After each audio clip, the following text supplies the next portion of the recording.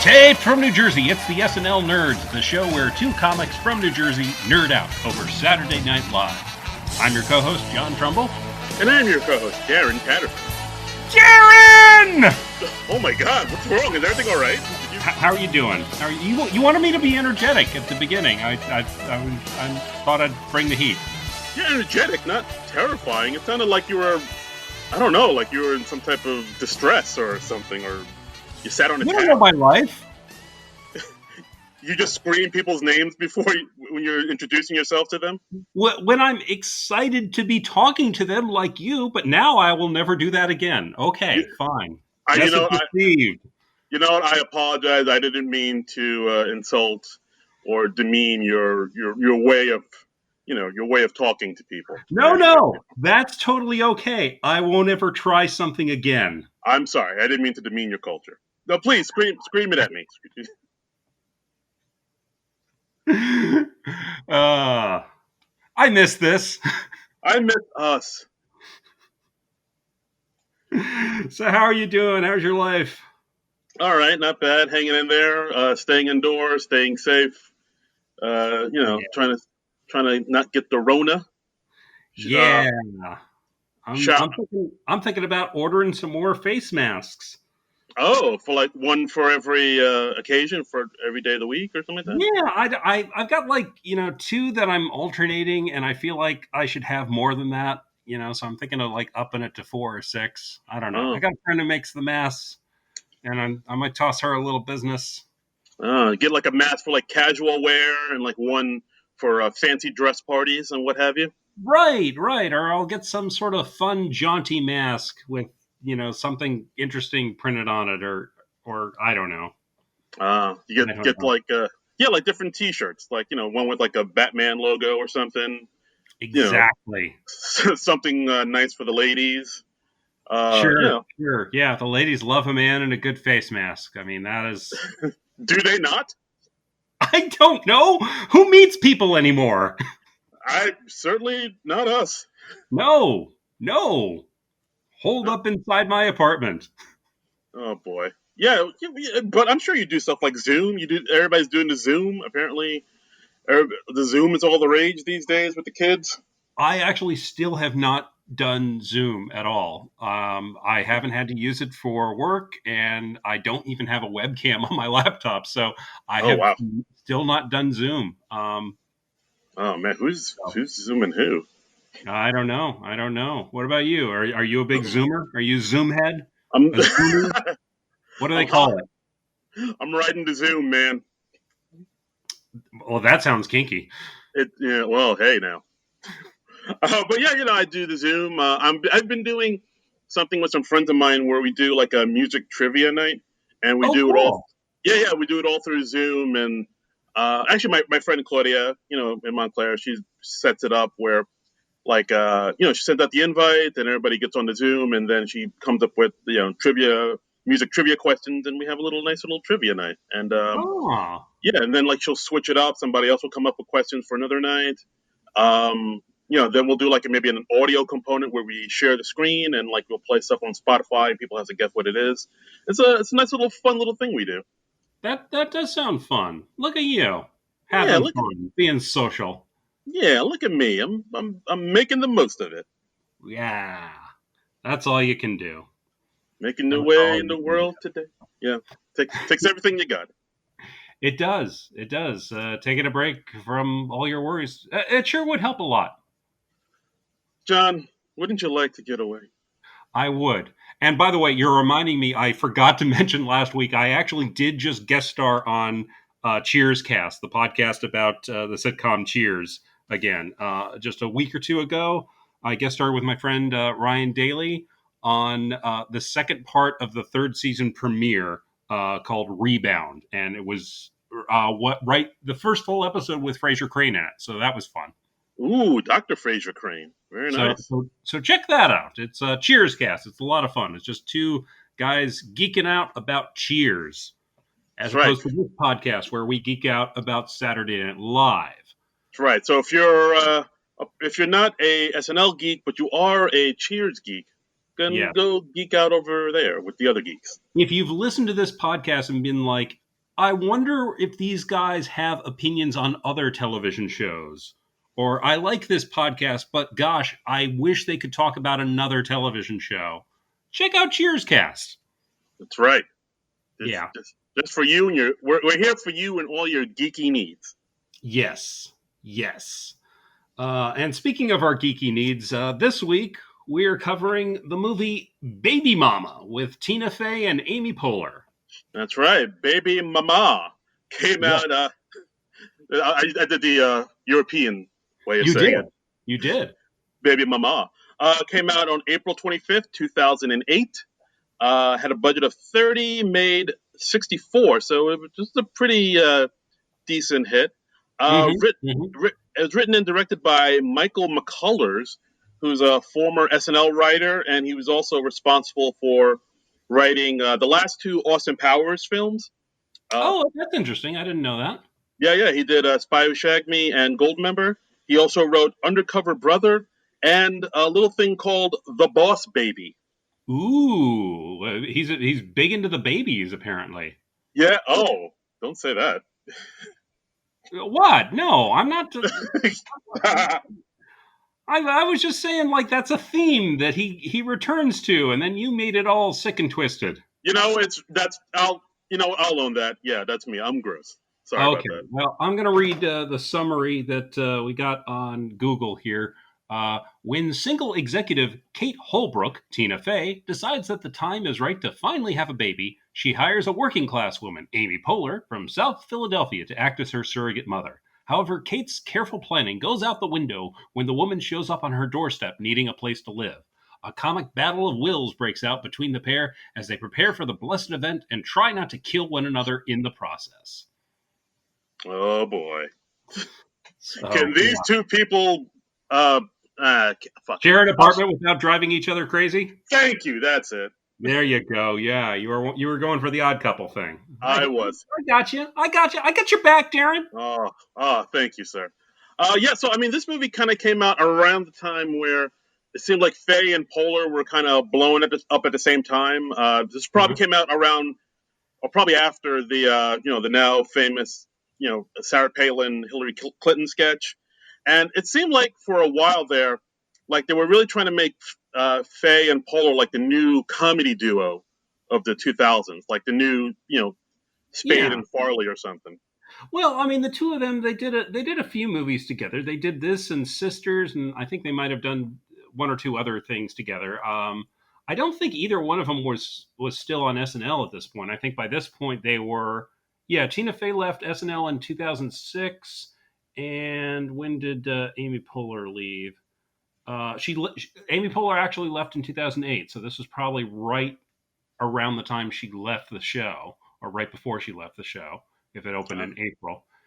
So Tina Fey was like starting on 30 Rock by this point, and Amy Poehler was just getting ready to start Parks and Rec. Right. But I do remember for a while, they were kind of being like the new comedy duo for a little bit, where it's like, Faye and Poehler, they hosted the Golden Globes together. But I think that was after this. But like that was a big deal for a while too. Like they were kind of like the new Laverne and Shirley. I believe. Well, I mean, they've got a great chemistry together. They hosted Weekend Update together. They've got like a shared comedic sensibility. I always loved it when they hosted the Golden Globes together. That was something I always looked forward to. Yeah, that was a hoot. Yeah. I mean, they're like I've even gone back on YouTube a few times and just watched their monologues again because they're just so good. Yeah, they really work well together. They do have like a good rapport, good chemistry. They both have the improv background, so they are, and they have the same sense of comedic sensibilities, and they work really well together. I'm surprised they haven't done more movies and more projects together. Yeah, I mean, I'd like to see more. I guess just because they're both just so busy, it's tough to come together. But I don't know. So, should we dive into this movie? Yeah, let's do it. Okay. So, as we said, Tina Fey, she is playing Kate, she's a woman who is 37, and her biological clock is ticking. This. she says early on, some women got pregnant, I got promotions. So she's very accomplished in her career. She works for this company called Round Earth, which is sort of like a Whole Foods type of company, and she's given this monologue all about how she's just put off having a baby for so long, but now she's finally ready to have one. And then we find out in the opening scene this is actually something that she's telling her date on a first date, and she scares the guy off. Yeah, because for the first date for a guy, that's a little much Mm-hmm. for a man, for a dude. It's a lot to hit a dude with. Yeah. Yeah. I Yeah. remember when I was trying the online dating once, I had a woman, she was like, "Hey, do you want to have kids?" And I was like, could we have coffee first? That was the first that she hit you with that first, like right out the gate. That's That was like her opening salvo. That was, if not her first question, it was in the first three. So I don't know. I mean, it is a good way to weed out the people that ain't down for that, I guess. But I was it's like, "Hey, I get that this is a big deal. I get it, it's a major question. I get you want to ask it early on, but maybe pump the brakes a tad, lady." hey, you want to knock me up or what? I mean, maybe I find out your last name, and then we talk about if we want to conceive children. Yeah, let's baby steps. No Yeah, pun intended. exactly. Exactly. But we see Tina Fey, she's like making her way out in the world, and she's just seeing babies everywhere. She's yearning. She's just every baby she looks at, and she's just like, "Oh, Got the baby fever. got the baby fever." And early on we see a baby with earrings, which I think is just weird. Yeah, I don't. I mean, what age do? I mean, do people pierce babies' ears? It What is is it? a thing. I've heard. I think the logic is like you do it early on, and they. Well, I don't know. I don't quite understand the rationale, but I just think it's weird. Yeah, guys, call in. I don't know if babies need like a little, pirate, little like a pirate with a little, earring stud in there. Yeah, no, no. It's just a weird look. It's Yeah, earrings should be for adult women, or at least women who have gone through puberty. You know. yeah. With that baby trying to impress other babies. Yeah, exactly, exactly. Are you going to some high fashion baby event? No, Yeah, no. There yeah. are no high fashion baby events. That's right. Not in this economy. Yeah. But a baby in a tuxedo, however, Oh, hilarious. with like a monocle and a top hat. Now you're Yeah, talking. I am all for that. If you're going to dress up your baby, go with the tuxedo, monocle, top hat. Dress him up as Mr. Monopoly, is what I'm saying. Yeah, putting on the Ritz. Yeah. Um, but so Amy, excuse me, Tina Fey, her character Kate, she goes to a fertility clinic, uh, and they're going through like possible candidates with her, and they're showing her like the pictures of the sperm donors, and I'm just like, isn't that a weird privacy violation? Yeah, don't do they not do? Well, I mean, I don't know. I didn't know. Oh, I'm so confused by that because I thought they Yeah, just kind of give you the sperm and like that's it. But like, do they yeah. show you pictures of the sperm donor? I have Just never heard of that being a thing. And now, I mean, I don't have any direct experience with this. Neither one of us have any kids, so I've never gone to like a fertility doctor or a sperm donor clinic or anything like that. But my understanding was always that it was like a fairly anonymous process. You get biographical information about the person. Like, oh, this person's an astronaut, and they're 35, and their IQ is 160 or something. oh, that guy sounds amazing. So like, well, yeah. So you get an idea of like what qualities they might pass on to your child, and I think that's valid information. But like showing the person's picture, because they're doing a thing where they're showing uh, the picture of the donor as a baby, and then showing Tina Fey's character as a baby, and then they're combining them together to show what their possible baby might look like. Right, they're doing a little face mashup, as it were. Exactly, exactly. It's like the Conan O'Brien bit, if they made it. Ooh, very good. I like Yeah, that. yeah. And of course the gag is that one of the guys who comes up is the guy that she just had the bad uh, date with, and it's like Oh dear. wah, wah. Oh, so yeah, that's a bummer. Like, Yeah, you left me with the check. Well, guess what? I'm having your baby. Yeah, yeah, that'll show you. Yeah, checkmate. But Kate, she's having trouble getting pregnant. She's going home. She's using the pregnancy tests, and it comes up no. Which again, are there pregnancy tests that just say no? I thought it was always just like there's a line or a plus sign, and Yeah, it is just lines. They wouldn't just say no. That's a little harsh. You wouldn't yeah, want to yeah, like hope that you're pregnant and look at the test and it'd be like, nah. yeah. Yeah, no, again, I'm not an expert on this stuff, but I don't know of any pregnancy tests that just say no. But I guess they just decided to simplify that for audiences or something. Right. You It would know, be like it would be like a street sign where it's like the red hand, yeah, yeah, like no crossing. A little graphic of a baby with a slash mark through it. Yeah. Oh Jesus Christ. um, but, Oh boy. but Kate, she goes to her doctor, played by John Hodgman, who says that you have a T-shaped uterus, which so there is like only a 1 in a million chance that you might get pregnant. So not good, not looking good. No, I bueno. Yeah. So baby with a slash mark through it. Jesus. but Kate, she really wants to get pregnant. We see her with her family. Her mom's played by Holland Taylor, who's what's she best known for? Probably Two and a Half Men, I guess, right? Oh, I was gonna say, it's a living. The old that old sitcom. Was Wasn't she she? on that? No, I, maybe I I'm. remember her. I remember her from Bosom Buddies back in the day. You know what? That's what I'm thinking. I mean, Okay. she was in Bosom Buddies. I don't know who was in It's a Living. Yeah, she was Ruth Dunbar on Bosom Buddies, and I've loved her ever since. She's great. I know she had like a one woman show about the Texas governor Ann Richards, where she played her. Um, Oh, I didn't yeah, know that. yeah, Holland Taylor. She's always good. Elevates any project she's in. She's awesome. And Maura Tierney is playing Tita Fey's sister, who you Yes.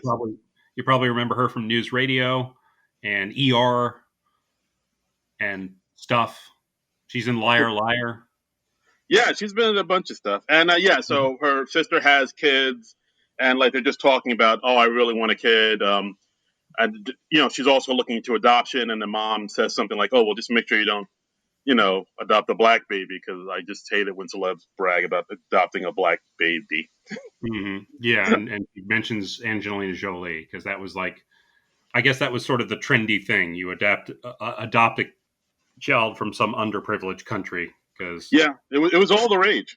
your heart is just so big, and there aren't any underprivileged kids in the United States apparently. No, no, we're all good here. Yep, everything's good, just going swimmingly. Um, haven't left my house in 4 months, but yeah, no, we're all good. We're all good. Everything's fine. Everything's just going according to plan. It's all. Everything's fine. It's like that meme where somebody's just sitting there sipping their coffee inside of a raging inferno, and they're like, "This is fine." Yep. Everything's coming up roses.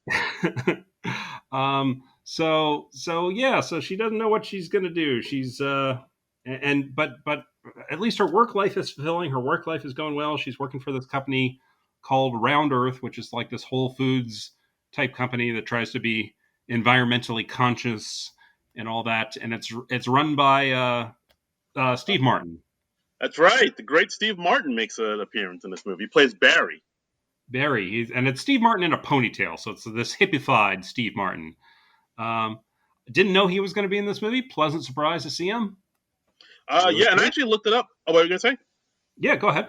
Well, I actually looked it up. According to IMDb, this role was originally offered to Richard Gere, but he turned it down. Hmm. Hmm. Okay. Okay. I'm actually glad he turned it down because I think Steve Martin, he's way. I think he's way better. He makes like I don't, for me. I thought for this movie, I thought Steve Martin was the best part of it. Yeah. I enjoyed what Steve Martin brought to this movie. He doesn't have the biggest part, but he does what he has to do very well. Yeah, like I mean, in this movie, he plays like you said, like a hippie-ish type of character, but he's also I don't want to say like a Richard Branson type, but like something like that. He's like a guy who's constantly trying to show how like earthy and natural he is, but at the same time he also name drops a lot. Like he's Mm-hmm. like, and he talks, he'll casually mention like some amazing place he was in, like so, like he'll say something like, I was jogging on the beaches of Costa Rica, watching the dolphins play, when I thought to myself, the world needs this. So he says stuff like that. Like he constantly Yeah. mentions like Oprah and Deepak Chopra and people he knows. Yeah, there's a scene where he like, because he's like the new age, casual kind of CEO dude. He gets up on the conference table in a meeting and he just sits there, cross-legged, and he's like, "Kate, come up and join me." And she's like, I'm wearing a skirt. I can't do that." He's like, "No, no, come." And we get to see Tina Fey just sort of struggle up onto the conference table and maintain some decorum. Yes. It was cute. It was cute. But Kate, like I said, she's named a vice president, and she's on this project. She's finding a new location for the Round Earth Company in Philadelphia. Yeah, and that's another thing too. This movie takes place in Philadelphia, but Hmm. a lot of it was shot in New York City, which kind of confused me. Yeah, yeah. No, there's like just enough Philly location shooting that it kind of works. But yeah, there's some bits that look kind of obviously like New York too. So. Yeah, like the scene where, well, we'll talk about later, but like when Angie and Kate meet, like where Hmm. Kate's home, that is definitely like the Upper West Side of Yeah, Manhattan, like yeah. Riverside Drive. I was like, that's definitely Manhattan. And there's a bunch of other scenes that take places where I recognize where it's like, oh no, that's Brooklyn. Oh, that's Long Island City. So part of me was like, why did they say this movie takes place in Philadelphia? Why did they just say it takes place in New York City? I don't know. I don't know. I don't know. It didn't make, as a native New Yorker, kind of like it, it drew my Hey, we ire. get it. You're from New York. Quit bragging. I was walking down the streets of New York City in my youth, and I Okay, Britta. All right. oh dear. Oh wow. Shout out to Community. Yeah. So Kate, she's frustrated. I mean, she's getting to the point where she's smelling babies in the elevator, that's just kind of creepy. Um, Oh, you can't do that? Apparently not. No. But so Thanks, Obama. she finally decides to go to this surrogate agency, and the surrogate agency is run by Sigourney Weaver. Not the actress Sigourney Weaver. It's Sigourney Weaver playing a character, but I'm just going to call her Sigourney Weaver.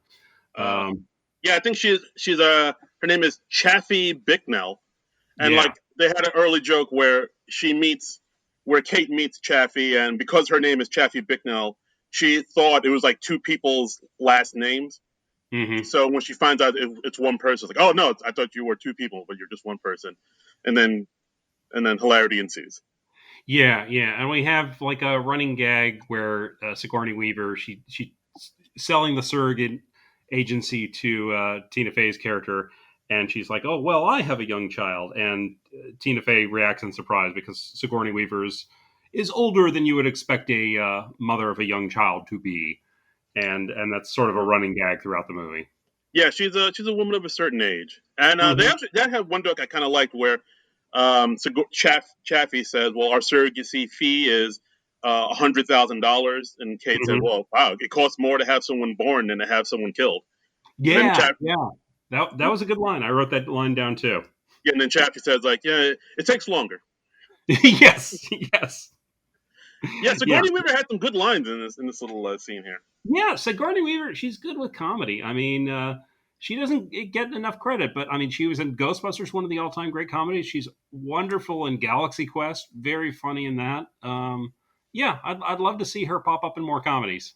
Yeah, I mean, there was this one point in the scene where I think she's talking to Kate about the process, and then Kate says, "Well, my baby won't be born by some struggling, third world, you know, person Mhm. who has trying to make ends meet. Will it? It'll be." And then Chaffee says, "Oh no, not at all."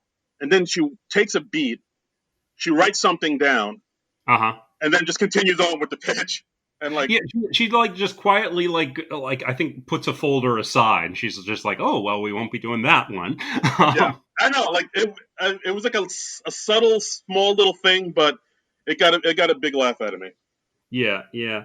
And let's see, we've got and so the agency hooks Kate up with somebody, and Kate's very nervous about meeting this person, and she's like waiting outside in front of her apartment building in what is obviously New York City, as you said. And we meet another character in this movie, played by Romany Malco, who's he's playing Oscar Pryan, who's the doorman of Kate's building. Yeah, and Romy Malco, like I remember he was a big deal for a little bit. Like I remember in 40 Old Virgin, he was hilarious. He like kind of stole the Mm-hmm. movie a little bit. But I Yeah. mean, ever since then, I haven't seen too much of him. You know. No, I haven't really seen him in anything lately. I'm assuming he's still working, but yeah, it seems like he never quite got the career he deserved. He's a really talented guy, and it's always fun to see him pop up and stuff, but I haven't seen him in forever. Yeah, I mean, and his role in this movie, I think it's okay. It's kind of small, and I don't know. Mm-hmm. I mean, part of me kind of feels like he was only in this movie just to kind of explain the term baby mama to Mm, mm. Yeah. maybe white audiences. Yeah, Yeah, it's like he's introduced. He's literally rapping in his first scene. He's like on the job and he's listening to his headphones and he's like listening to and singing along with a rap album. And it's just like, oh, he's like stereotypical black man. yeah. Black people be door manning and what have you. You know, Yeah, yeah, and he explains the term baby mama. listen Uh, to hip hop on their ghetto blasters. yeah, I did we need to explain the term baby mama in 2008? Maybe to I I I mean, mean did you know it before 2008? yeah, All yeah. right. I mean, and I'm about as white and as suburban as they come. So I feel like if I knew it, most other people know it, but maybe they were worried about middle America or something. I don't know. Yeah, I mean, you're from the streets. Of course, you know it, but like, Sure, sure, yeah, you're down with the crew. But yeah, like, yeah. I mean, I'm from the hard streets of Parsippany, New Jersey. now I mean, but what about Joe Sixpack out in Oklahoma? Does he know what a baby mama is? Oh no, no, no, no, no. Um, but anyway, so Kate meets her surrogate, and her surrogate is Angie, who is of course played by Amy Poehler, and she drives up with Carl, her common law husband, who's played by Dax Shepard. Yes, the Daxinator. Is that what they call him? That's what I'm calling him. He's the Okay, Daxine. he, he's the Daxy.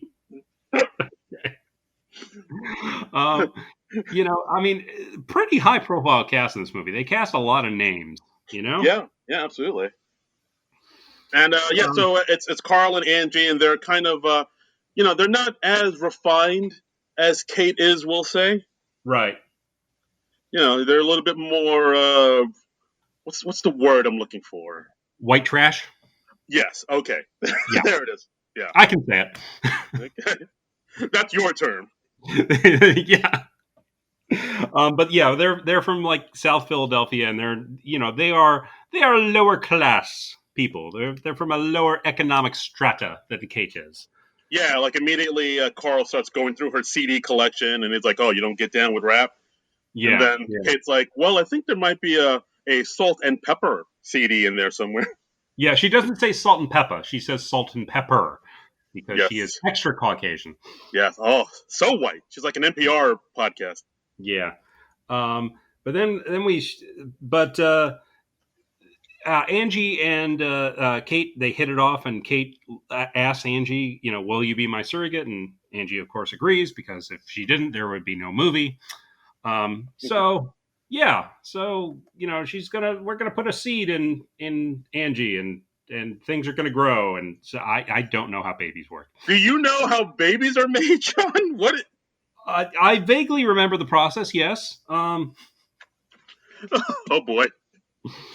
But then we shift back to Kate's career. Kate is out scouting locations for this new location for her job for Round Earth, Right. and this was another thing where I was just kind of scratching my head. I was like, okay, she was just promoted to a VP, and she's scouting locations herself. Yeah, like I think don't they have people for that? Like looking for neighborhoods to gentrify? Like, I don't know. You delegate this responsibility. Like, don't people have to get a hold of you and ask you questions? And It's like, oh, yeah. you're out of the office all day just walking the neighborhood looking around. But, okay, no, she's not in the office. She's out in her high heels, like going through dangerous parts of Philadelphia looking to gentrify a neighborhood. Can't take a message. Yeah, exactly. So she sees this one promising location, and she stops in on a nearby store, which is a John Bajush type establishment called Super Fruity, and it's run by Craig Kinnear. Yes, Talk Soup's own Greg Kinnear. Yeah, again, not the actor Greg Kinnear, a character being played by Greg Kinnear. Yes. He's playing Rob Ackerman. I'm explaining how movies work. I don't know why I'm doing that. No, I'm learning so much. Yeah. But anyway, so she asked him a few questions. She's like, "Hey, I'm thinking of moving to the neighborhood," and she asked him a few questions about the neighborhood, and they hit it off. It's I don't know if I'd go so far as to say it's a meet cute, but it's a meet mildly attractive. Yeah, there's something there. There's a spark. You can't start a fire without a spark. No, yeah, no. Yeah, Springsteen told us that. Yeah, I know. I was desperately trying to remember the next lyric, and I was drawing a blank. This gun for hire. We're just dancing in the dark. Come on. Yeah. I was like, okay, I know the next thing rhymes with dancing in the dark, and Okay. Have you not karaoke to this song numerous times in college while drunk off of Mai Tais? No. Me neither. Okay. Little peek into your life. But then we got a little plot twist where Angie just shows up at Kate's door, and she's left Carl. She's just because he was cheating on her, and he's a bad dude, which we find easy enough to believe from how he's behaving in his introductory scenes. Yeah, he's Carl's a bit of a douchebag. When they went to impregnate Angie, Kate drove her back home to Dreary, Pennsylvania, outside of Philly, because Carl couldn't do it because he had to stay home trying to win a radio contest. Yes. So that's so you know how Carl is. He had to win arena football tickets instead of pick up his pregnant common law wife, which they mentioned. By this point, Angie is actually pregnant. She's been implanted with the embryos, and hopefully, they'll take. That's right. So her fallopians get all knocked up. Yeah. So she's got like three eggs in there, and then hopefully that will they will take root, and they say that she has a 60% chance of getting pregnant. There you go. But those are pretty good odds, but that's got to be nerve-wracking when you're spending so much money, because that's such an expensive process. I know it's pricey. It ain't cheap. So Angie moves in with Kate, and then hijinks ensue. We've got Kate baby-proofing the apartment and putting on those things on the doors to keep them from slamming, so a baby doesn't slam their fingers in the door. And there's a lock on the toilet seat cover that Angie can't figure out, so she ends up peeing in the sink. Womp womp. Womp womp. That was in a lot of the TV spots, as I recall. I just remember seeing Amy Poehler squatting in a sink a lot when this movie was being advertised. Yeah, hot. And and also a little note: that baby proofing company, Boo Boo Busters. Yeah, that's an actual company. Is it actually by that name? Yeah, I read that it was based on a real company, but I didn't think that was the actual name of the company. I believe it is. All I know is it's a company that actually Amy Poehler actually used out in L.A.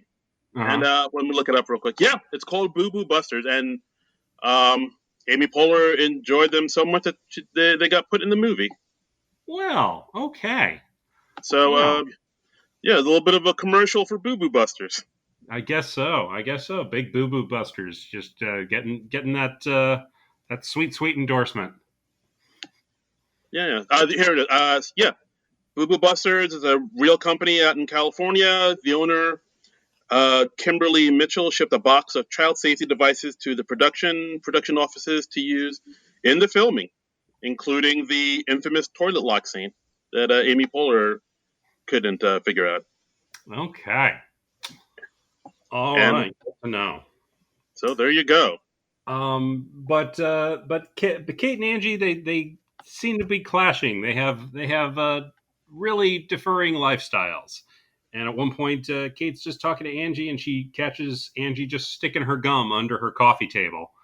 And then she looks down underneath it, and there are dozens of wads of gum there. Apparently, that's not cool. No, no, I guess you know. Yeah, I mean, at this point, it's basically a lot of, you know, Kate is like, the clean, uptight, health freak type A personality, and Angie is the sloppy, lower class, put gum under the table, type of personality. It's a classic odd couple type of dynamic. Exactly, exactly. So it gets so bad that I mean, and Kate's like harping on Angie, like, hey, you got to eat healthier. You can't be like eating tasty cakes and drinking soda and Red Bull all the time. You gotta eat healthy because whatever you eat, the baby eats. It's true. Apparently, Angie didn't know that. Like, oh, I can't just chug Red Bull and Dr Pepper, and the baby's gonna be a-okay. Yeah, no, I guess not. I guess not. That was fine in the '70s, even Yeah. though Oh, I don't believe they had Red Bull in the '70s, but still. Tab. I think it's Tab. Back in Yeah. was the thing. Well, that was sugar free, so that's Oh, fine for babies. it's practically water. Yeah, exactly, exactly. I mean, So, Mellow Yellow. That's like mhm. lemonade. Did they still make Mellow Yellow? I don't even know. I don't think I so. have not seen any Mellow Yellow out in the world in I don't. I ages. don't. I think Yeah. Mountain Dew won that war of the yellow high caffeinated sodas. Yeah. I think just people just kept on saying Mellow Yellow was like comparing it to urine. So I guess Mellow Yellow was like, all right, we'll take our leave now. Yeah, yeah, that's probably not a good thing for your product to be compared to urine. No, I guess not. I feel like that reflects badly on your product. Hmm. All right, it's a hot take, but Um, anyway, Kate and Angie, they end up going to a support group for surrogates that's run by the surrogate agency, Sigourney Weaver, and they're having a session. And I was very surprised in the surrogate group. We got a young Jason Mantzoukas in there. yeah, without the beard, I was like, oh, that's what he He's looks like like. in the process of growing his beard, and he's not quite the recognizable Jason Mantzoukas that we know and love today, but Yeah, it took still me a very minute. funny. Still Yeah, very funny. yeah. Because I mean, Jason, I mean, with the beard, he looks like kind of like a crazy, deranged man. That's Uh like huh. his brand, I guess. But like without it, it's Yeah. like, oh, he's kind of unrecognizable. It's like when you see like Zach Galifianakis without the beard. It takes you a minute. You're like, oh, Yeah. Yeah. And his hair wasn't as wild as it usually is either. So it was something. And we also had in the support group, we had Conan O'Brien writer Brian Stack was playing another dad in the support group, and he's talking about how he and his wife are Catholic, but their surrogate is Wiccan, so that's caused them problems. oh boy, it's a lot of wacky pairings throughout these people. It's like, oh, Yeah, you're Christian, we're Catholic, we'll put you with the Wiccan. Oh, yeah. you're a neat freak, we'll put you with the sloppy person. There's a lot of. It seems like this agency is like in the process of making like sitcom pairings together or something. Well, they do match surrogate mothers together for maximum comedic potential. I mean, I think that's a standard thing in the surrogate industry. It's. I mean, it's a great way to make a ABC lineup. That's what I'm saying. Sure, sure. I feel like this scene had a fair amount of improv in it I would because say so. if you're going to put Jason Mantzoukas and Brian Stack in your scene with you, I mean, you'd be foolish not to do some improv. Yeah, just let them go. Exactly. I really liked. There's an exchange that Kate and Angie had where Kate's talking about how irresponsible Angie is, and she's saying like, "Look, like Angie's like, oh, Kate's always all up in my business," and she's like, "You fell asleep with a curling iron in your hair," and then Angie just says, "That only happened twice." I mean, yeah, it's three strikes. We all know that. Yeah, yeah. But we have a lot of short scenes like this. They're also going to like a birthing class where the teacher is played by another SNL alum, Siobhan Fallon. Oh, is that how you say your first name? I think so. It's that Scottish name where it's spelled Siobhan, but it's pronounced Siobhan. I mean, I'm sure people will be like, "Oh, is it a Sibohan Yeah, or yeah. whatever?" Uh, She's billed in this movie as Siobhan Fallon Hogan. So I guess she got married sometime in the years. She was also on Seinfeld. She was Elaine's roommate in some of the early seasons. yeah, and in this scene, she kind of talks with like a Baba Wawa accent for some reason. Where that's Mm-hmm, like, oh, I mm-hmm. was like, oh, that's a choice. Yeah, yeah. And I like she was like, "Oh, so who's planning on having a natural birth?" And like most everyone in the class raises their hand. And who's planning on drugging their baby just to reduce their pain and be all selfish and stuff? And then Amy Poehler's like, "Right here, yeah." Um, and so we got a lot of brief scenes like this of them just kind of adjusting to their new lifestyles. And like at this point in the movie, I'm thinking like, gee, you'd think this movie's like going to trace through her whole pregnancy. Amy Poehler's taken a long time to start showing. You'd think they put a baby bump on her by this point or something. Mm-hmm. Oh, Because it's got to be a few weeks in. I see where you're going with this. Well, I mean, no, that was literally like a note I Oh, made. And then they address that in the next scene or two. right. Um, I mean, also there's also a scene where um, Kate's character finds the place that'd be good for their flagship store for Round Earth, and then they have basically like a big not opening ceremony, but a big, but like a Groundbreaking. yeah, like a groundbreaking ceremony where they talk to the people in the neighborhood saying, hey, we're gonna give you all jobs and it's gonna be fantastic and you're gonna love it. And then that's when Rob, Greg Kinnear's character, comes up and saying like, well, hey, I'm the head of the small business council, and how will this affect our businesses and general concerns. And then of course he sees Kate there, and then he realizes like, oh, she's part of the whole Round Earth thing, like type Part of of. big business throwing out the small businessman that's That's just right. trying to get by and struggling. It's a real shop around the corner, you've got mail kind of thing they got going on. Yeah, it's a bit of a rom com trope, I'll admit, but Mm-hmm. but they put it in here pretty nicely. Like they still have like, even though they realize they're on opposing sides, they still have like a little bit of, hey, I do think you're cute type of thing, Yeah, flirtation.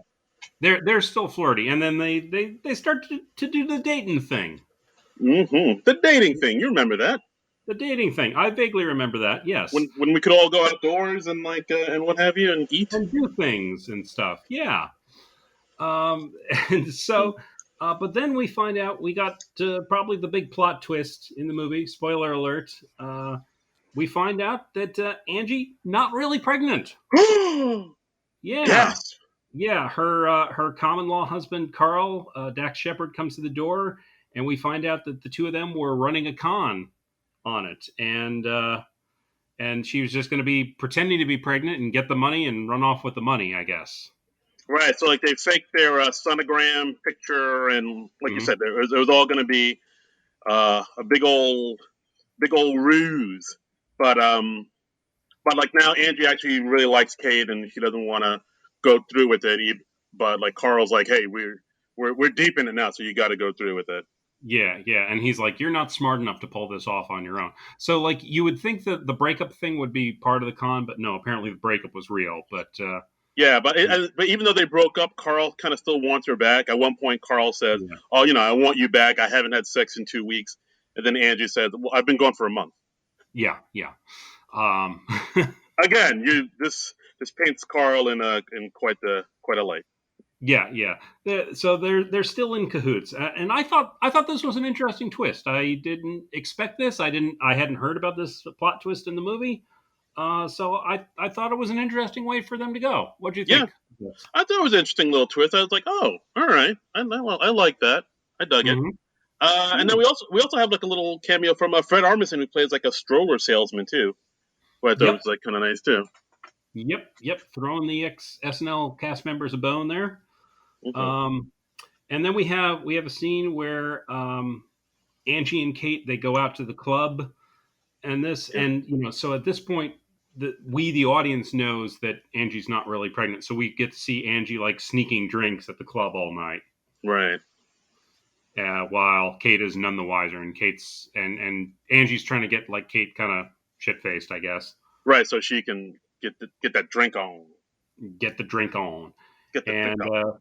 we got another SNL alum. Will Forte pops up as Kate's ex-boyfriend Scott, who is now like remarried with, and he's like very happy, doing very well for himself. Yeah, that was like Will Forte had a kind of a weird line in it, if you remember, where Kate says, "Well, hey, how have you been? How's everything going?" And then Will says, "Yeah, I've been okay. Me and my wife are happily married. We got great kids. And oh, I was in a bicycle accident that actually made my penis bigger." Yeah. I was like, "Huh?" I mean, it was a very strange non sequitur. Well, I think it was just sort of a thing of like, oh, Kate has really missed out by not still being with this guy. Oh yeah, all right, I see it. I feel like that was what they were going for. Honestly, I feel like maybe the joke would have landed harder if they cast a more classically handsome fellow like John Hamm in Oh, that, you know? I think any movie is enhanced with John Hamm. He's Well, dreamy. sure, yeah. He's just the most. He really is. He really is. Yeah, that maybe would have hit a little harder if it had been someone more classically handsome like John Hamm. Nothing against Will Forte, very nice looking man, but him as the one who got away, it's not necessarily the first guy you go for, right? Yeah, I think Will Forte would agree with that. Mm-hmm. Mm-hmm. Will Forte, call in if you agree with that. So then we find out that Angie she's actually pregnant with Carl's baby. She didn't even implant the embryos. Or well, we find out that Angie is actually pregnant. I Right. should Well, say. basically what happens is, I think Carl comes around again, Mm-hmm. wanting to, make sure this thing goes smoothly, but like Angie doesn't really want to have anything to do with him anymore. But he kind of holds the that thing over her that like, oh, I know you're not pregnant, and Yeah. so that gives Angie has like a lot of guilt over that. At one point, the doorman Oscar sees that Angie is kind of messing with like a fake stomach she puts on at one point. Yeah. It's like this inflatable stomach thing, and I don't know if this is a real thing or not. It looked very convincing. Maybe it's something they use for movies for faking pregnancies. I don't know. It might be a real thing because like I do know like sometimes guys have, I guess, like sympathy pains for when their wives get pregnant, so like they want to feel the experience of being pregnant, so maybe they just strap on a baby belly, as it were. So Yeah, I yeah. believe it's a real thing. And you go ahead. No, none of us really know anything about babies, do we? Wow. Well, neither of us do. I think there are other people out in the world who All right. perhaps know more than we do. But Yeah, that's what I meant. I'm sure other yeah, people know more about babies. Just I read hope them. so. Yeah. If there aren't people who know more than us about babies, those babies are in a lot of trouble. Ooh, oh boy. Um, a lot of kids getting dropped on their heads. That's all I'm saying. Oh Jesus! My God, this. Oh. Those things are slippery. They are. It's like They wriggle around a lot. It's easy to lose your grip on them. it's like getting a fish out of the water. Exactly. That is a perfect metaphor. But so Kate and Angie, they've really bonded at this point, and Kate she's so bonded with Angie. She's like, I'm going to give you your check early, and Angie's like, who's feeling guilty that she's lying to this person she's come to like. She's like, oh no, you should like go through the agency for this, and it's a check for like, what was it, like $10,000, $100,000, something like that. 10 foul, yeah. 10,000. And then she's driving to get an ultrasound, and she's like, and Angie's very surprised by this. She's like, "Oh, I thought the ultrasound was Friday," and she's not prepared for this because she's like faking her pregnancy. Right. So it was a surprise ultrasound, as you do. Yes, you do. And so she goes in, and she's got the fake stomach, and the doctor's like rubbing the stuff on her belly, and he's putting the sensor on so that they can get the ultrasound picture. And he's like, "Oh, well, there's your baby." And Amy Poehler, she's all through the scene. She's like, "Oh well, the jig's going to be up any second." Right. But then she discovers, to her shock, she is actually pregnant. Right. And she's like, wait, what? And yeah, and then it turns out they cut to the next scene where Angie's talking to Oscar, who knows she was faking, but now she's saying, I am pregnant, and the baby is Carl's, because I think they had some makeup sex in between the last time we saw her and now.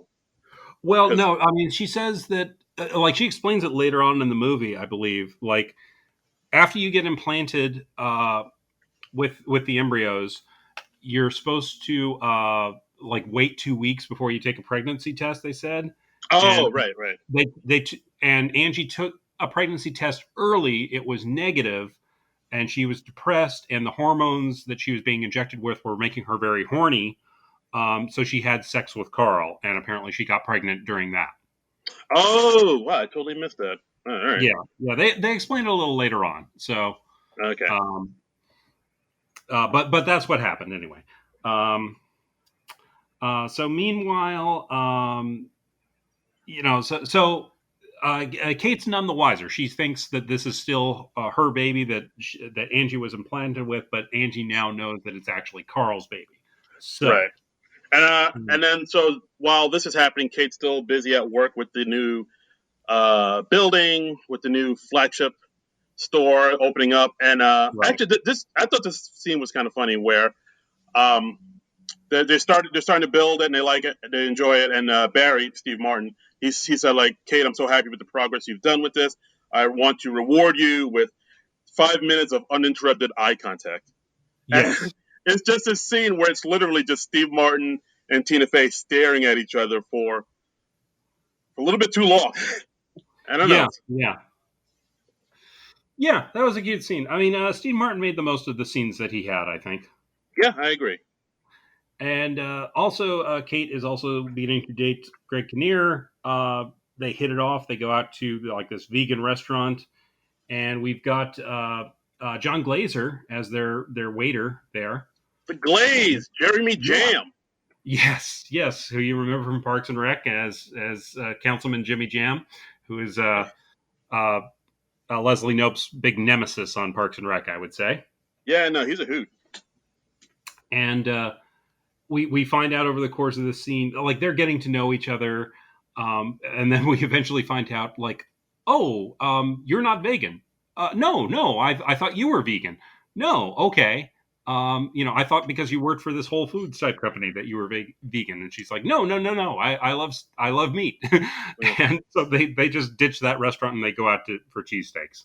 Yeah, in the restaurant they were eating like yeast. It looked like uncooked. Like basically they were literally eating like some type of doughy thing. Yeah, this big ball of dough. Yeah, something you'd see in like a kind of pretentious type of upscale restaurant. Right. And he got like just this stack of unappetizing looking leaves. But they have a good first date. They get to know each other. They're bonding. We see that typical movie shot of the two of them like walking home late at night, where they're walking in the middle of the street. That's a thing that always happens in movies. Like, they always walk home from dates in the middle of the street. Nobody in movies uses a damn sidewalk. Yeah, the sidewalk's there for a reason. Just walk on this, and like where they were walking, there was literally no one on the entire street. It was like I don't think there were even cars parked there. It was just. It might have been an alley now that I think about it, but still, it was like just for a city, it was like way more cleaner and emptier than a city street should be. Yeah. Unless you've closed off a city street for your movie, city streets are never that empty. Exactly. Even if you're walking home at like 2 a.m. Exactly. Look, John and I are from the streets, so we know. Like we are from the mean streets. I think we've established that. We're from the mean streets, rough and tumble lifestyle. We're dropping babies left and right. Not mean. But they hit it off, and Kate, she ends up going home with Greg Kinnear's character, and we see her walking into the building the next morning. Romany Malco gives her some grief about doing the walk of shame. Yeah, it's like don't slut shame, man. This is, let the lady do what she want to do. It was 2008. It was still totally okay to slut shame. Oh, right. It was a different time, It 2008. was Oh, a different time. We were younger and stupider. It was 12 years ago, we, people. we could go outside without masks. It was it was a whole new world. Exactly, exactly. Um, but we also find out that Craig Kinnear, he used to be like this corporate lawyer type, but he ditched it all to run his Jamba Juice type store. So I gave it Oh, up for the and we dream. also find out that the logo for his store, Super Fruity, looks like a penis. Yeah, it's like an apple and an orange, like on either side of a banana that's unpeeled. Hmm. And I mean, Yeah, dude, whenever you put a banana in your logo, you're just asking for trouble. yeah, yeah. It's a very phallic logo, but that was fun. That was cute. It's hot. I enjoy Craig Kinnear in the movies. I think he's underrated as an actor. I think so too. Like he's a likable dude, and I mean, he's played like a lot of everymen, and Hmm. he's a nice little lovable presence in every Yeah, film he's in. I mean it feels weird to say because he's been an Oscar nominee that he's underrated, but I feel like he still is underrated. You know, I get that. Like if you ask, I mean, everybody remembers him from some what was it, Little Miss as good as Sunshine. it gets, Little Miss Sunshine. Those are probably his two big ones. As good as it gets. But like those are like the only two ones that most people remember. But even though he's been in a ton of other films, so I can understand Yeah, how people kind of just he kind of falls under the radar. yeah, and he's nice with Tina Fey. I thought they came off well together. Yeah, absolutely, Um, absolutely. yeah. So what next? We got the pregnancy ticking along, and Angie's really pregnant now, and it's at this point I got a little more lax about taking my notes. I was just kind of Okay. watching the movie. All right. Um, So after this, Angie's still racked with grief. There's one scene where Kate takes Angie to the site where they're building the new flagship store, and mhm. them and Steve Martin have a nice little scene. And there's some. Well, another thing that kind of runs through the film is Angie said she's very good at reading auras. Like she's very Yeah. like earthy. So like she talks about how the building of the store has a very good aura, and of course, Barry, Steve Martin's character, he's also very he claims to be very like new agey. So like he takes these words to heart, and then he really likes Angie. Then he said, "Oh, let me tell you the secret of success," and whispers something to her. And then Kate says, "Well, what did he whisper to you?" He said, "Oh, secret of success is to have a big penis." I was like, "Oh, interesting." Okay. I mean, so I guess Will Forte's character very successful because he has a penis, a big penis. That's right. So Not for just because he has a penis. right, he had the big. You He can't has a just big walk in. penis. Yeah, you can't be a CEO with a little willy. So all you people, all the guys out there, just if you want to make in this world, just get a big old hog. Sure. So at this point, since the baby is coming, Kate's sister Caroline is throwing a baby shower for them, and Yes. so it's all leading up to this baby shower, and Angie's very riddled with guilt for Hmm. not telling Kate the truth, of course, and of Yeah. course, also while this is happening, Kate doesn't tell Rob that she has a surrogate at Right. living with her. Yeah, yeah. They like she's been seeing Rob for like a month, and like Rob at one point comes up for a date at her place. He comes up early, and Angie just tries to cover. She's like, "Oh, I'm Kate's sister," and she's a very bad liar, and so we see her just kind of telling these bad lies. Right. So at this point, it's like a lot of people not telling each other the truth, or everybody's lying to each other. Like Angie doesn't Yeah. tell Carl that she's pregnant with his kid. Angie No. doesn't tell Kate any of this. Kate doesn't No. tell Rob that she's having this baby. It's just no communication, man. Just all lies. Yeah, yeah. And on one of Kate's dates, after he meets Angie, they have a date at his place, or it's I guess the next morning at his place, and he holds up a magazine with Sigourney Weaver's character on the cover, and he's like, "Oh, look at this horrible person with the surrogacy thing, and she's awful, and anyone who goes to her is stupid, and blah blah blah blah blah." And so now Kate is of course very disturbed to hear this because she's of course using the surrogate service, and she's like, well, this guy is the person that I thought he was. Right. And at one point earlier in the movie, when they were at the club, Kate had the DJ play one of her favorite songs, which of course is "Lady in Red" by Krista Berg. Yeah, it's a masterpiece, as we all know. it is a horrible song. It is a horrible song. I will shut this podcast off right now if you really you sincerely like that song. Maybe not sincerely, maybe ironically. Okay. I like it. Okay, I'll allow you to like it ironically. That's fine. Yeah, I probably liked it because I listened to a lot of light rock in the '80s when I was a kid. So like I have a warm spot in my heart for all yacht rock and soft rock. So maybe I'll say that. That's why I probably like it. It is funny in the movie Dodgeball when the guy in the dodgeball team sees Missy Pyle's character, who's like this hideous Russian woman with like weird teeth, and I think she had a mole, but they just play like Lady in Red. Yeah. Oh, Dodgeball is a fantastic movie. Yeah, Dodgeball is a very funny movie. We'll talk about that later. Yeah. But yeah, so when Kate plays Lady in Red at honest, because she honestly loves the song at the club, but then when she's talking to Rob in the kitchen and Rob is trashing the woman that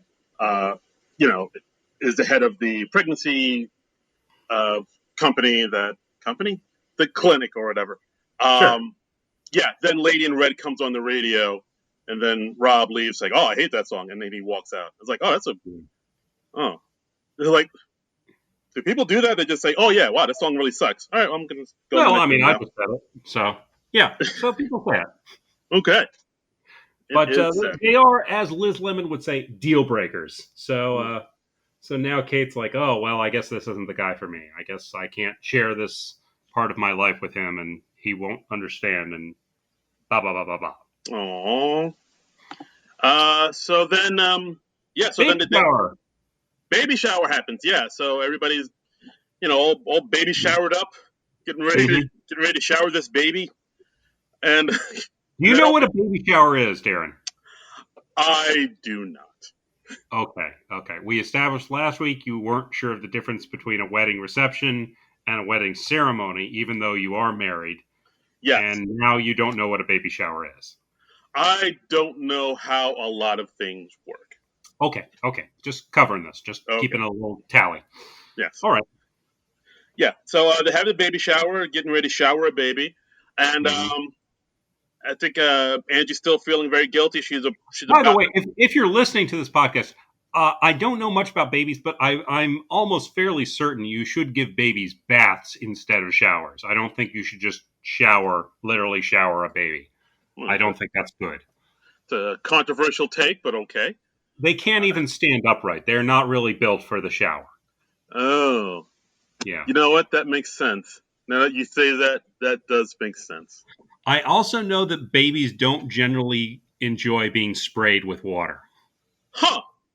Yeah. All right. Well. Yeah. Especially if you do it like with a squirt gun. They don't seem to like that at all. Interesting. Wow. I'm glad we had this talk before I bought my baby shower gift to my friend. I'm glad. Yeah, I know this kind of kills your plans for the afternoon, but I just wanted to put that out there. I was going to go to my friend's house with a super soaker, just ready to rock, but now that we had this talk, I got to rethink everything. Yeah. But so the baby shower, it's going nicely, even though Angie's still racked with guilt and doesn't know how to tell Kate, or if she should tell Kate about the lion, even though now she's sincerely pregnant. But she feels like she should tell Kate, like, this isn't actually your baby. This is Carl knocked me up. This isn't any of yours. There's none of you in here. None of you in here. But then before she gets a chance to, Rob shows up to the baby shower. Yes. And then things get awkward. And then Carl shows up to the baby shower. Just dropping a truth bomb on everything. Yeah, and he's just like, hey, everybody, Angie was conning you this whole time. She's not really pregnant with your child. She's pregnant with my child. And that's when they explain all the circumstances of they had sex because the hormones were making her horny. And that's, Yeah, and then Kate says, well, that still could be my kid in there because like you're supposed to wait like was it 2 weeks you said Two before weeks, yeah. exactly. So like it could be your kid, but also still could be my kid. And then that's when Rob finds out all this, and then that's when all the truths come out, and it's just a big old pile of mess. So yeah, yeah. It's a big old pile of mess. So Big old baby mess. So yeah, at this point, Kate's very hurt that she was betrayed by Angie and Carl like this. Of course, she puts her Kate still puts she puts Angie up in a hotel because it still could be her kid in there. So yeah, they have a falling out. Uh, Kate goes back to the agency about this. The agency is very apologetic. Like, yeah, we did background checks. She fooled us all. We're terribly sorry about this. And of course, if it turns out that the baby is not yours, we of course will waive our fees. right, right. Which So that's fair. I guess, yeah. I mean, there's still like a ton of emotional trauma, but yeah, at least you don't have to pay that agency for someone else to get pregnant with not your child. There you go. Yeah, that's fair enough, right? And so we're rearing towards the climax of the movie, and we get a courtroom scene, but they're kind of playing on the fact that it's not a typical courtroom scene. We've got like Amy Poehler at one side of the court and Tina Fey at the other, and Craig Kinnear comes in as Angie's lawyer. We see Angie sort of wandering the city forlorn, and she wanders into Roy's shop. And right, Rob's shop. Rob's shop, whatever his name is. Craig Kinnear. Damn. Shots at Rob. And so she ends up hiring him as her lawyer. So he goes back to the law for this because I guess the corporate law that he used to practice it's just like all this maternity stuff. There's no real difference. He doesn't have to familiarize himself with that or anything like that. Lawyer's a lawyer. The movies, yeah, like pregnancy law, criminal law, statutory rape. It's all the same. Laws are laws. Laws are laws. Manslaughter, dog court. It's all it's all apples and oranges. It's all the same. You know them all. Yeah, it's all apples and oranges with a big banana in the center. Hey-o. But they do have kind of some fun with the judge pointing out, like, he's like, okay, well, you don't actually need a lawyer. I am just reading the results of the DNA test. So we find out the true parentage of this child. Right. Exactly. It's not like a law thing. Yeah. And then Dax Shepard comes in and he's like, oh, I'm going to act as Tina Fey's lawyer and haha. Baba, haha. And wackiness ensues. And so, yeah, and then we find out that, yeah, it definitely is not Kate's child. So Kate's of course distraught because she spent a lot of money for this, and And honestly, I was expecting them to go the other way. I was expecting them to reveal that it actually was Kate's child after all. Yeah, me too. I was like, this movie throws a few curveballs here and there. Another of which we will get to later on. Yeah, it surprised me a couple times. I was kind of impressed with it in that aspect, in that respect. Mm-hmm. Yeah. But so after this, of course, it's kind of disappointing because Kate has to face that her dream of having a child is just not going to happen, and Angie feels horrible because she did this horrible thing. Right, and so I mean, after the case, Rob and Kate kind of meet up again. They kind of reconcile. Mm-hmm. Then Angie and Kate meet up again.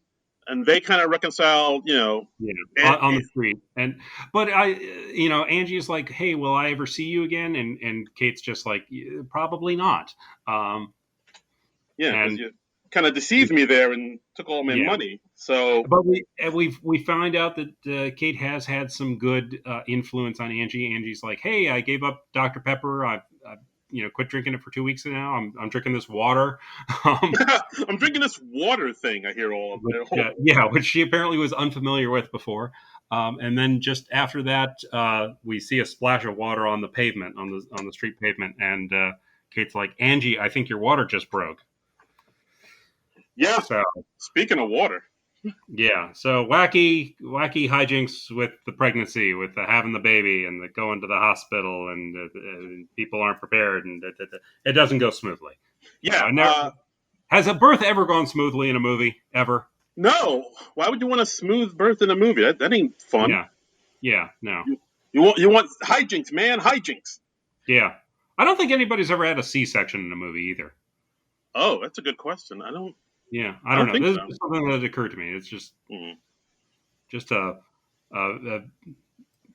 cornucopia of vaginal bursts in the movies. That's right. It all comes out the baby maker. Yep. Um, but I think Amy Poehler she's very funny when they're like wheeling her into the hospital, and it felt like she was improvising a bit. She comes in, she's just yelling at the pain. She says like, "It feels like I'm shitting a knife." and then as they're passing by people, she's like reaching for somebody else's IV. She's like, "I need drugs. Give me drugs. Give me those drugs." Yeah. And then there's like a security guard that they pass by, and she just says instinctively, I guess, "You'll never get me, pig." that scene seemed very improv, which I did. Yeah. Amy Poehler, very very funny in this scene. That was one of my favorite moments in the movie. Yeah, that was very funny. So we got the the wacky birth scene with Amy Poehler lying on the table with her feet in the stirrups and all that. Yeah, And I think as the baby is being pushed out, Kate's there, and she sees the birth, and she faints, as she you faints do. right away. Yep. Yeah. Because that's graphic. Oh, I still remember seeing like the video of that in like was it high school when they showed like in like health ed class they showed that. I still remember it. I was like, whoa. I don't think I ever had to watch that video in health class. I was going to high school. I was still living in the South when that happened, so they probably frowned on that. Yeah, I did not ever watch that. They show you a video about like how it was the stork or Jesus's touch that brought the babies or something I'm like sure that was the video that they showed. Okay, all right, that's fair enough. Yeah. But I saw the movie docked up, and there's an unexpected shot in there of some crowning. So I got the gist. You got it. Yeah, you got it. Yeah. That was unexpected. When I saw that, I was like, oh, I had like Vietnam flashbacks. Just like, it is. You're not prepared to see that most times. So right. Yeah. But so we have Kate waking up in the hospital after her fainting spell, and the doctor comes in to see her, and Angie had a happy, healthy baby girl. I don't know how happy she is. She's healthy. She's a baby. Right. She's crying. Maybe she's not happy. I don't know. They don't have verbal skills. It's tough to gauge their mood. Yeah. Does anybody ask the baby how they're doing? No. No, you only care about yourself. You bastards. But then we got like one last twist in the movie. Kate, to her surprise, she finds out that she is pregnant. What? Yeah. I mean, she was told at the beginning of the movie, and we were told in the audience that she only had like a 1 in a million chance of getting pregnant, but she is pregnant. So I guess the only real takeaway from this is Greg Kinnear has super sperm. Yep. That's it. Ladies, if you learn anything from this movie, have a big dick to get ahead in business, and hook up with Greg Kinnear if you want to get knocked up, because that's right. He got that baby batter that'll just go to work. Yeah. Who is it that did that movie that they fathered all those shows? That was Vince Vaughn, right? Oh, Vince Vaughn, yeah. The Delivery Man, I think it was called. I think that was based on the true story of Greg Kinnear. That's how potent his sperm is. He just has kids at the wazoo. He's like Bob Marley. Yes. Did Bob Marley have a lot of kids? How many kids did he have? Oh. Look up Bob Marley and children. He had quite the litter. Okay. I'm gonna Google this now. All right. I'm trying to think who else is. or like maybe Will Chamberlain had a ton of kids. But Okay. I know for sure Bob Marley had at least like 8 or 9 kids or something like that. The okay, on the Wikipedia page for Bob Marley, it says the official Bob Marley website acknowledges 11 children. Yeah. Um, God damn. but so apparently there's some dispute about how many kids he actually had. Um, No, he was out here in these streets. Yeah, it says he had many children, 4 with his wife Rita, 2 adopted from Rita's previous relationships, and several others with different women. The official Bob Marley website acknowledges 11 children. What? Oh, wow. Yeah. Oh, The only one I knew about was Ziggy Marley, and I never really delved into how many kids Bob Marley had beyond that. So, wow. yeah. I, mean, I think there's like a Damon Marley and a Bob Marley Jr. or a Rohan is in there. I think There is one. a Rohan, yes. There's a Karen, there's a Stephanie, there's a Julian, there's a Kai Mani, and a Damien. Uh, there are some other individuals who claim to be family members. It's possible. I think one of them was married to Lauren Hill for a bit, and they had a bunch of kids. Well, okay, well, no time to go into this Bob Marley rabbit hole, but I'm gonna do a little more investigation on this later on. Yeah. Bob Marley's pullout game was not the strongest. Okay, but we're not talking about Bob Marley. We're talking Oh, we're about not. Greg Kinnear and his super sperm that impregnates Tita Fey at 37. Right. You know, we see Greg Kinnear. He's outside waiting outside the hospital room. He showed up to the hospital because he cares and he's a good guy at heart and yada yada yada. And Tina Fey says like, "Hey, I'm pregnant," and then he faints and wah wah. And then we cut to a year later to the baby to Amy Poehler's baby's first birthday party, and she's named her child Stefani after Gwen Stefani. Because she likes to sing, because she does the karaoke thing. Yeah, she's playing like an American Idol game for a video game for a lot of the movie. Right. And of course, because it's a year later, of course, Kate has also had her baby by this point. We never find out the name of this baby. We just see her and Greg Kinnear together with their baby, who I think was a daughter. Was it a son or a daughter? I don't even know.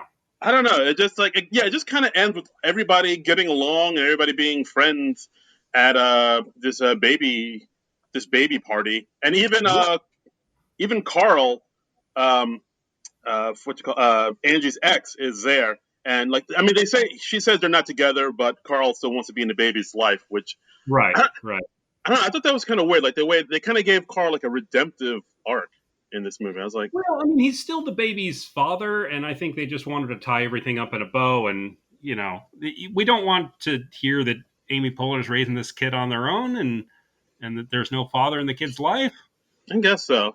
I just thought for a while I thought that he would like just be like the jerk, the bad guy throughout the entire movie. Because like I remember there was one point in the movie where Kate and Angie were talking about guys they had dated in the past. That's where Kate talks about Will Forte's character, and then Angie talks about this one kid Donnie who was like, oh yeah, he was my my first love or something like that. Like for some reason I thought that would come back into play later in the movie and like she would reconnect with Donnie or something, and Donnie would be like the father, but they don't. They just make Carl like they kind of redeem him at the end, even though he kind of was a dick and he did all these dicky things. Yeah, I think it's probably just they didn't want the potential confusion of introducing this whole new dude in like the last scene of the movie or scene before the last scene. So honestly, I thought what they were leading up for because Angie and Romany Malco's characters seemed to bond. I thought they were going to get those two together by the end of the film, and I thought that would have been nice. Yeah, I thought that's another thing I thought would happen too. But then, like at the Stefani's birthday, they showed like Romany Malco's character Oscar and Kate's mom kind of flirting. So I was like, oh, is Oscar about to bone Kate's mom right now? I didn't really read that as flirting. I just thought that was like just sort of affection. Like, didn't he like kiss her on the cheek or something? Did they actually flirt? It seemed flirty. It seemed like he was about to go in. Okay. I don't know. Maybe I'm reading the signals wrong. it's been a while since I've been out there in the dating scene, but it looked like he was trying to get some play. Yeah, I don't know. I'd have to watch that scene again. But He was trying to tap that, as the kids say. yes, yes. No, no, I get you. I understand. I understand. Trying to Um, put the P in the V. I get it. I understand what you are saying and implying and stating outright. He's trying to put the banana in the. Yes. Okay, we Okay. get it. All right. Trying to bone. All right. And that's Baby Mama. And that's Baby Mama. That's Baby Mama. What'd you think of this movie overall, Darren? I don't know. I thought it was okay. Mhm. I remember like thinking. I mean, I saw this movie years ago and I thought it was all right. And like, Yeah. I think I remember thinking that this film was like written by Tina Fey just Yeah. because it has Tina Fey in it.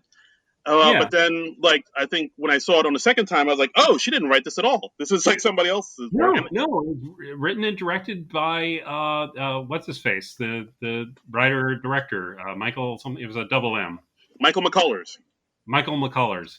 And yeah, I was very surprised. You tend to think of Tina Fey just like writing all her own projects because like she was a writer on SNL. She wrote uh, 30 Rock and Mean Girls. I mean, you just tend to think, oh, if Tina Fey's in something, she had something to do with writing it. But no.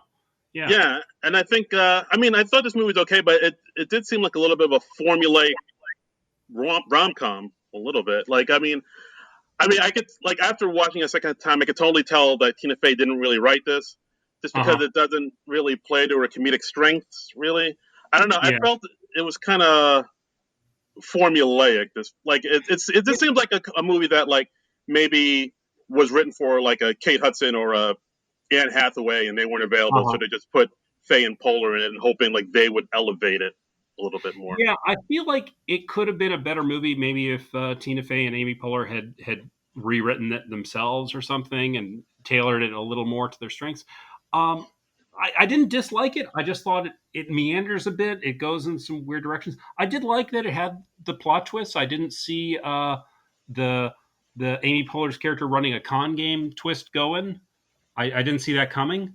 Oh yeah, So that was a cool little twist. Yeah, I thought that was cool. That was a neat monkey wrench to throw in because I really just thought it was just going to be tracing all the wacky hijinks through the pregnancy, and it wasn't really that. It wasn't so much about the pregnancy. It was much more about the relationship and between these two women. yeah. I mean, Faye and Poehler. I mean, they're great, and they do what they can to sort of Mhm. elevate the material. But I mean, overall, I just thought it was like okay. It wasn't. It's still. Yeah, Uh, I would just say this one was fine. It's no Palm Springs, you know. yeah, no. I think Palm Springs is the goat for the summer. Oh, I'd say. Palm Springs up here, and Baby Mama, you're just down here. It's like somewhere in the middle of the pack. Yeah, but yeah, this movie's on Netflix right now. It's about an hour and a Mhm. half. It's if you want to spend the time watching a movie that's like, oh, okay, then Yeah, watch Baby Mama. yeah. It's a type of movie you can watch it and maybe do some picking up around the house while it's playing, Yes, it's and good. and you can still get the gist of it. It's good background noise. Exactly, exactly. So that's Yeah. that's Baby Mama. Oh, and another interesting thing I read in the IMDb trivia question. Apparently, there is a rule in the surrogacy game that to be a surrogate, you have to have had like a baby already. Really? Huh. Yeah, yeah, which I had no idea, but yeah, that's a thing in the IMDb trivia section, which seems like a silly place for me to learn that, but Wow. That's, yeah, that or actually that's in Goofs. That's in the plot hole thing. oh. That's a Uh, factual error. So it says all reputable surrogacy agencies in the U.S. require their surrogates to have had at least one full-term live birth before becoming a surrogate. okay. So I I mean, guess they but have to know that yeah, that everything went smoothly and stuff. That seems like a good rule. that makes sense. But didn't Angie like wasn't she already pregnant sometimes? Because like there was that one joke where I think Kate says like how is everything okay? How do you know you can do this? And then And she's like, Right. "Oh, I know I'm really good at getting pregnant." So like, I Yeah. just Yeah. assumed she'd already been pregnant. Well, yeah. The rule's full term. So Ah, just getting pregnant and stopping that pregnancy, yeah, that's not good. gotcha. That's not good for the surrogate thing. Oh, right, that makes sense. Wow, I'm learning so much about babies this episode. I know. I feel kind of silly that I learned that after watching this movie. I feel like that's some knowledge I should have had beforehand. But hey, I learned a little something. I educated Yeah. myself. Yeah, guys, don't read that Dr. Spock book. Listen to this podcast. You'll get the same amount of information. Exactly. Exactly. What do Vulcans know about birthing babies? Really? Oh boy. Oh, John, never change. What? What? Nothing. And that's the episode, guys. That's Baby Mama. That's Baby Mama. It's there on Netflix if you feel like watching it. Or, if don't. Or you could just listen to this. This was about an hour and a half. You got the gist, right? Yeah, exactly. This is like the crib notes right here. This is like the crib Exactly. sheet. Exactly. You could just watch this instead of the movie and save yourself, let's say, about 3 minutes of time. There you go. You're welcome, America. We're You're doing our welcome. part. You're welcome. And so, like, next week, we haven't quite figured out what we're doing next week yet. We're going to figure it out. That's right. We're discussing, we haven't settled on a thing. If you have suggestions, let us know. Yeah, we're gonna do a thing. We don't know exactly what thing we're gonna do, but it's gonna be a great thing. So, at this point, we'll just say, stay tuned.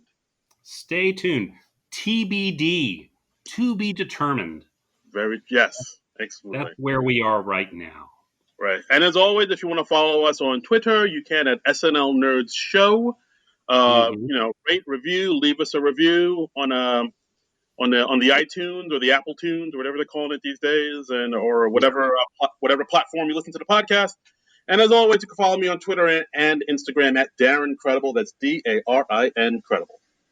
And you can follow me on Twitter and the Instagram at Trumbull Comic, TRUMBULL. And our show page is, of course, SNL Nerds Show. Mm-hmm. Mm-hmm. Did we get any comments on the Twitter about this? Questions, comments, or comment? Because we're only allowing people one question. Yes, of course. That was on me. But yeah, I don't think so. I mean, I know somebody mentioned that. Oh, if you're doing this movie, you could do the other, movie, Sisters. Yeah, which I don't know if that's streaming anywhere at the moment, so that might be tough to track down. Yeah, that was our friend Puppet Perspectives who just said, yeah, you should do Sisters and the following week. And I was like, I don't know if we're gonna leap right into another Tina Fey Amy Poehler movie because we like to mix it up. And they were just said, I thought it would be cool to compare the two films and how Tina and Amy's switch character personalities. I wish there was a way to see movies that aren't streaming right now. Yeah, that is. Yeah, I mean that is something I had noticed. I remember watching Sisters, and in the movie, they play, of course, sisters, and they basically do switch personalities. Yeah, sorry, I didn't mean to. Oh boy, I didn't mean to spoil it. But in the movie, they do like literally switch personalities, like the way in this movie, Tina Fey is like the uptight one, the rigid one, and Amy Poehler is like the loose, crazy one. In Sisters, it's the switcheroo where Tina is the loose, crazy one, and Amy is like the uptight, rigid one. That's interesting because that's kind of playing against type. Yeah, very much so. And also in both movies, Tina Fey's character is named Kate. That's weird. That is weird. That's weird. Okay, but yeah, well, I'm sure we'll cover Sisters someday. Could borrow it from the library or whatever. But anyway, so in the meantime, they got babies and stuff. They're mamas. They got babies. They're baby mamas. Oh! Now I get the title. I know you just got that right. Right. Thank you for explaining it to me. Yeah. No, that's what I'm here for, to break it all down for you. Okay. So please tweet at us or whatever to let us know what you would like to see on the podcast. We always love getting feedback, and it's always nice to hear what people want to hear. So it's always a joy and a pleasure. Always a joy and a pleasure, unless you say something hurtful, in which case we fixate on it for weeks and months and years. Right. Other than that, yeah. Other than that, it's a joy and a pleasure. But if it's not... Yeah. Yes. But anyway, we've babbled on long enough, haven't we? I think the heat's starting to get to us. It is, yeah. Okay, so we will see you next week. But until then, Nerds out. This has been a non-productive media presentation. Executive producer Frank Hablawi. This program and many others like it on the Non-Productive Network is distributed under a Creative Commons Attribution Non-Commercial No Derivatives license. Please share it, but ask before trying to change it or sell it. For more information, visit non-productive.com.